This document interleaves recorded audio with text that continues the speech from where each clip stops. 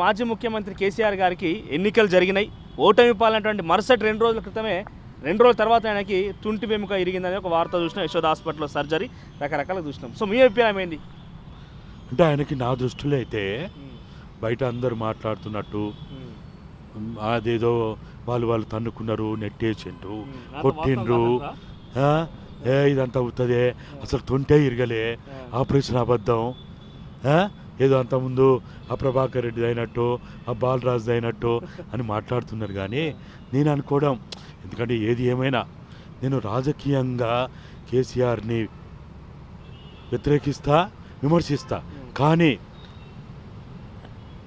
ఆ రోజు 1999 నుంచి 2001 వరకు మనకి రావాలన్నా వద్దా, తెలంగాణ వస్తుందా రాదా అన్నప్పుడు ఒక రకంగా ఇట్లా చేయి పట్టుకొని తెలంగాణ వస్తుంది, నా మాట నమ్మని తీసుకొచ్చిన.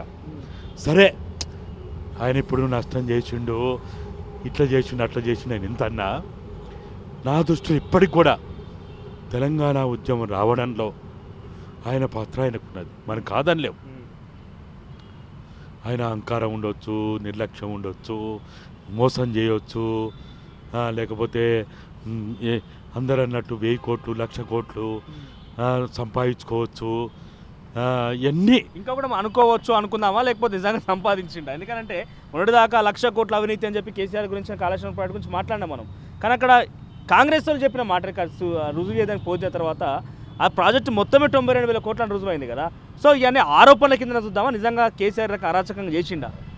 అంటే ఎంతో కొంత సరే, వాళ్ళు అన్నట్టు 1,00,000 కోట్లు 1,00,000 కోట్ల ప్రాజెక్టులో ఇప్పుడు వాళ్ళు ఇచ్చిన శ్వేతపత్రంలోనే 93,000 కోట్లు అని వాళ్ళే ఇచ్చారు అసెంబ్లీ సాక్షిగా.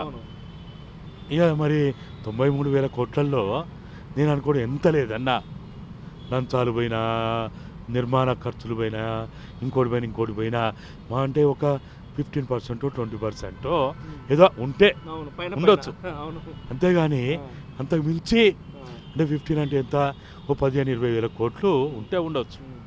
కానీ 1,00,000 కోట్లు ఒక్క కాళేశ్వరం దాంట్లోనే అని మరి ఇప్పుడు నాలాంటి వాడు చెప్పాలంటే కూడా 93,000 కోట్లని అసెంబ్లీ సాక్షిగా ప్రకటించిన తర్వాత ప్రభుత్వం, ఇప్పటి ప్రభుత్వం తర్వాత 1,00,000 కోట్ల అవినీతి అని నేనైతే మాట్లాడలేను.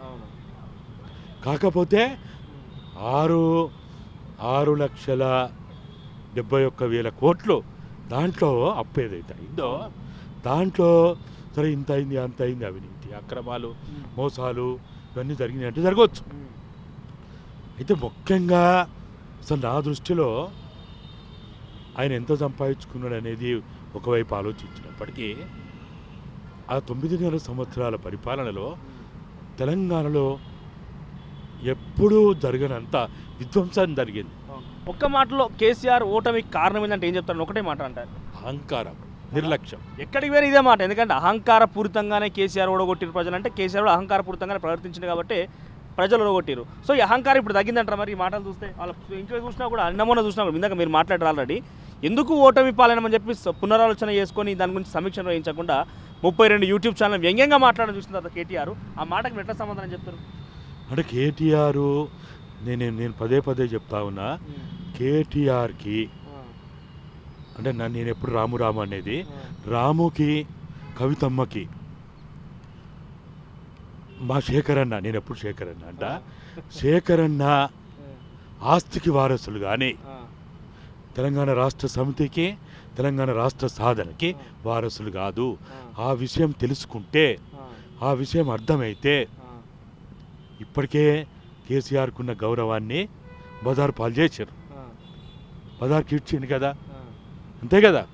బీఆర్ఎస్ పెట్టింది కేటీఆర్ కోసం, రాము కోసం, కామారెడ్డి పోయింది కవితమ్మ కోసం.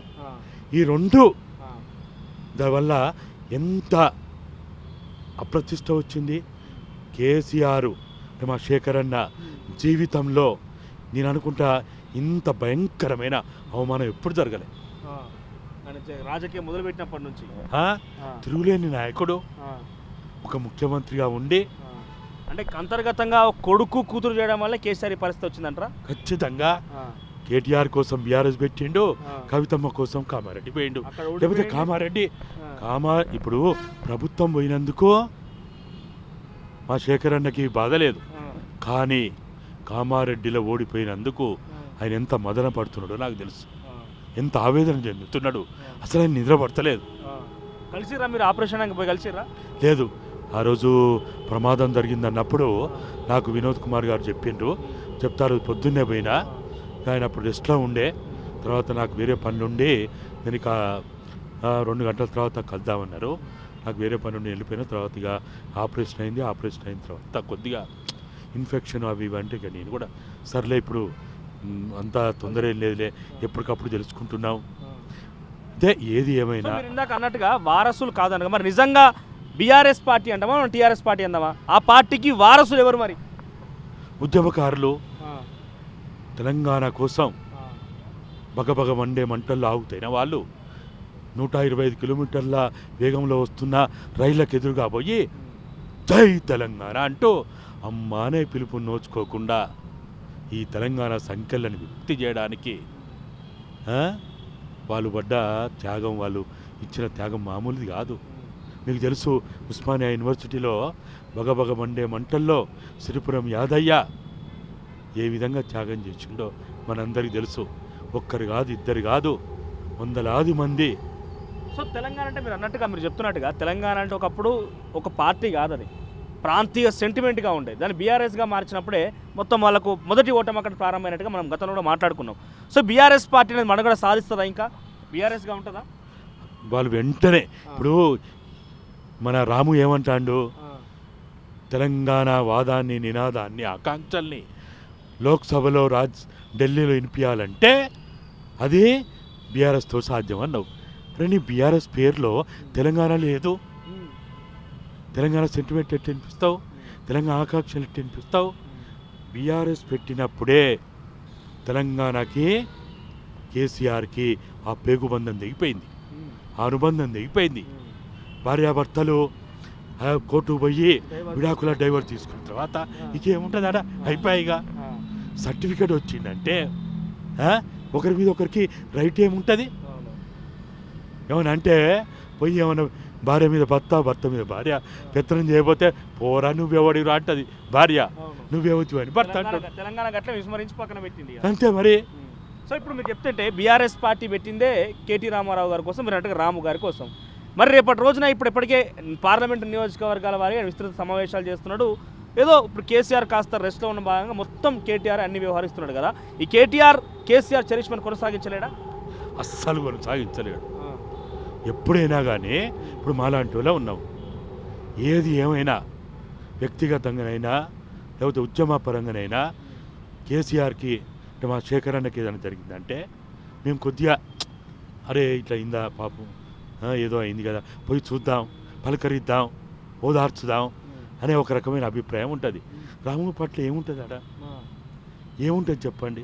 తెలంగాణకి ఒక రకంగా చెప్పాలంటే మేము టీఆర్ఎస్ పేరు నిర్ణయించినాడు, ఈ గులాబీ జెండాని రూపకల్పన చేసినాడు. రాము అమెరికాలో ఉండి నాకేం చెప్పిండో తెలియదా? ఏం చెప్పిండు? అంకుల్, రాని తెలంగాణ కోసం మా కుటుంబాన్ని ఎందుకు బజారు పాలు చేస్తున్నావు? తెలంగాణ వస్తుందా సస్తుందా? ఎందుకు ఇట్లా చేస్తున్నావు? మేము ఇంకా మా పెళ్ళిళ్ళు కాలే, మేము సెటిల్ కాలే, మా జీవితాలు ఎందుకు ఇట్లా చేస్తున్నావు? మళ్ళా చంద్రబాబు నాయుడు ఏదో మంత్రి పదవి ఇస్తా అంటున్నాడు అని మాట్లాడిన రాము ఇవాళ అంటే నేనైతే బతుకున్నా కదా, చచ్చిపోలే కదా, నేను నా చెవులతో విన్నా కదా, నేనేమి నా మెదడు ఖరాబ్ కాలే కదా, మరి నాలాంటి విన్నప్పుడు నాకు ఎట్లా అనిపిస్తుంది? ఇప్పుడు నేను ఏదైనా మీకు చెప్తా, ఇట్లా అట్లా అని చెప్తా, నేను రేపు బయటికి పోయి వేరే తీరు మాట్లాడితే మీరు ఏమనుకుంటారు? ఇవా ఇన్నేంటోడు ఒక అవలేగాడు ఉన్నట్టున్నది, ఒక మెంటల్ గాడు ఉన్నట్టున్నది, ఇవో నాతో ఇట్లా చెప్పే ఇవో ఇప్పుడేమో ఇట్లా మాట్లాడుతున్నాయి అనుకోరా? సో ఇప్పుడు మీరు నాకు అన్నట్టుగా కేసీఆర్ చరిష్మా కంటే కేటీఆర్ కానీ కవిత కానీ వారసులు కాదని చెప్తున్నారు. మరి రేపటి రోజున బీఆర్ఎస్ పరిస్థితి ఏంది? మరి ఎదగాలంటే అసలు బీఆర్ఎస్ పేరు తీసేయాలి. బీఆర్ఎస్కి తెలంగాణకి సంబంధం లేదు. ఇక్కడ ఒకవేళ వాళ్ళకి ముఖం తెలివి రావాలన్నా మనుగడ రావాలన్నా వాళ్ళ ప్రజల్లో ఏమైనా వాళ్ళని మళ్ళా వాళ్ళని అంతో ఇంతో వాళ్ళకి ఆదరణ రావాలన్నా తెలంగాణ ప్రజలు మా పార్టీ అనుకునేది, మా జెండా అనుకునేది టీఆర్ఎస్ని తప్ప బీఆర్ఎస్ని కాదు.